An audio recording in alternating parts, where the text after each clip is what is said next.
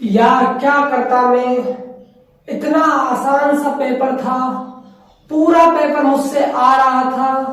क्या करूं मैं अब? मेरे 4 क्वेश्चन छूट गए। अरे यार तेरे तो 4 क्वेश्चन छूटे, यहाँ तो 5 क्वेश्चन छूट गए। मैं क्या करूं? मुझसे तो पूरा पेपर आ रहा था, मैं तो 100 में 100 आराम से लिया था। क्या करूं यार, दिमाग मेरा तो बहुत ज्यादा खराब है। पूरा पेपर हो जाता, बिल्कुल इजी पेपर दिया बोर्ड वालों ने, लेकिन मैं तो 4 क्वेश्चन छोड़ गया। मैं तो 10 नंबर का रह गया, मेरा 15 नंबर का रह गया। ये बच्चों प्रॉब्लम होती है जब आप एग्जाम हॉल से एग्जाम देकर बाहर निकलते हो। तो ये जो प्रॉब्लम है ना, ये 90% बच्चों के साथ ऐसी ही होती है कि उनका एग्जाम समय से पहले नहीं होता, एग्जाम उनका छूट जाता है। तो बच्चों, मैं आज आपको इस टॉपिक के बारे में बताने वाला हूं, आप ध्यान से समझना। यदि आपको मैथ का पेपर समय से पहले करना है ना सोल्व, तो ये वीडियो आपको पूरा देखना पड़ेगा, तभी आप अपना समय से पहले पेपर कर सकते हो। तो आज हम इसी टॉपिक में यही बात करने वाले हैं कि मैथ का पेपर सोल्व कैसे करें बच्चों। तो सुनना बच्चों ध्यान से मेरी बात, ठीक है?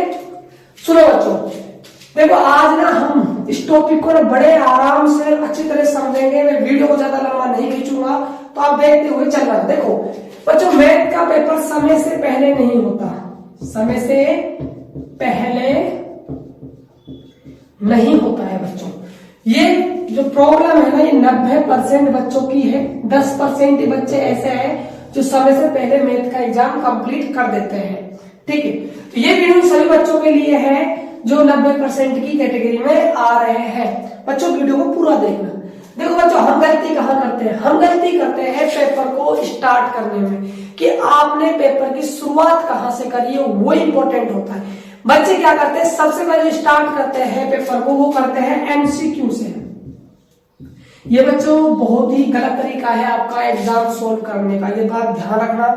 जो बच्चा एमसीक्यू करता है वही आता है इस 90% की कैटेगरी में। आपको एग्जाम में एमसीक्यू से स्टार्टिंग नहीं करनी, आपको सबसे पहले स्टार्टिंग करनी है लॉन्ग क्वेश्चन से।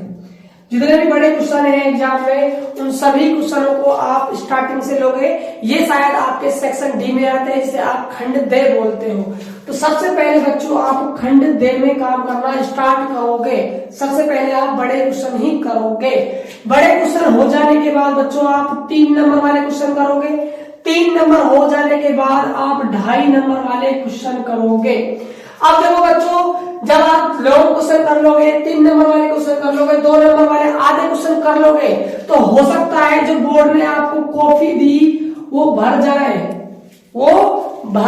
जाए, तो फिर आपको रिक्वायरमेंट पड़ेगी सप्लीमेंट्री की।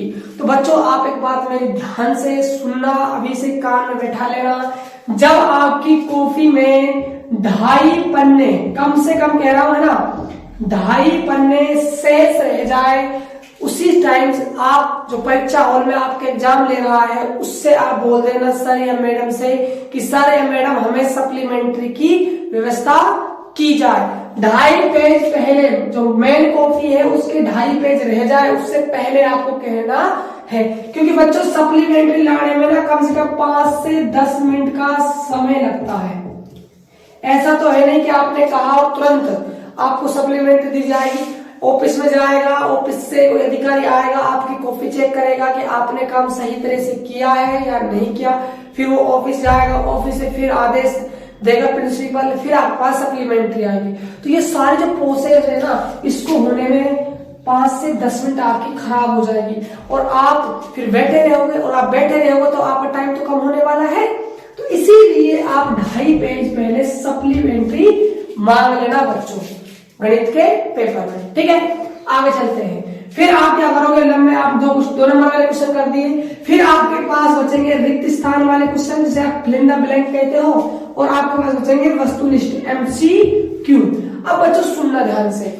देखो मैथ ऐसा सब्जेक्ट है बच्चों जिसमें थोड़ी बहुत ना कैलकुलेशन करके देखनी पड़ती है। ऐसा नहीं कि आप ना देखा सवाल और टिक कर दोगे आराम से, थोड़ी बहुत कैलकुलेशन आपको करके देखनी पड़ती है। तो बच्चों जब भी आप एमसीक्यू या आप फिल इन द ब्लैंक को करो, तो आप एक बात ध्यान रखना, जो आपकी कॉपी का जो पीछे का पन्ना होता है, जिसको आप यूज में लेते हो रफ्कार लेके, क्या लेते हो, रफ कार्य के लिए आप यूज में लेते हो, उस पृष्ठ पर सभी एमसीक्यू को और सभी फिल इन द ब्लैंक को एक साथ यहाँ पर पीछे की तरफ सोल्व कर लेना, एक साथ करना है ना।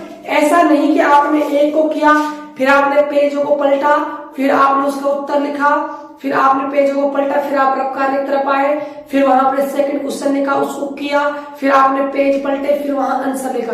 बच्चों ऐसे ना पेजों को पलटने में ना टाइम काफी खराब हो जाता है। इसीलिए आप जितने भी आपके एमसीक्यू है, वस्तुनिष्ठ है, उन सभी को एक ही पेज पर रफ कार्य की तरफ पूरे प्रश्नों को आप सोल्व कर लो। सोल्व करने के बाद किसमें से आ रहा है, किसमें बे आ रहा है, किसमें क्या आ रहा है, जो भी आ रहा है उसको एक साथ आप इस कॉपी में लिख डालो। इससे बच्चों आपके 10 से 15 मिनट बचेंगे।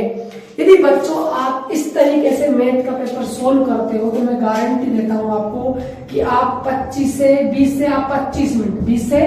25 मिनट आप पहले एग्जाम करके बैठ जाओगे। जिनका एग्जाम नहीं होता था ना, वो अब 20 से 25 मिनट पहले एग्जाम को नस्ते नाबूद कर देंगे यदि आपने ये ट्रिक लगा दी तो एग्जाम में बच्चों। तो बच्चों ये जानकारी आपको कैसी लगी और जो मैंने आपको ये बातें बताई, क्या आपको समझ में आई या नहीं आई, कमेंट बॉक्स खुला हुआ है, आप कमेंट बॉक्स में छाप देना। यदि बच्चों आप हमारे चैनल पहली बार आए हो तो प्लीज आप चैनल को सब्सक्राइब कर लेना, वीडियो को लाइक कर देना। मिलते हैं नेक्स्ट वीडियो में, तब तक के लिए जय हिंद जय भारत।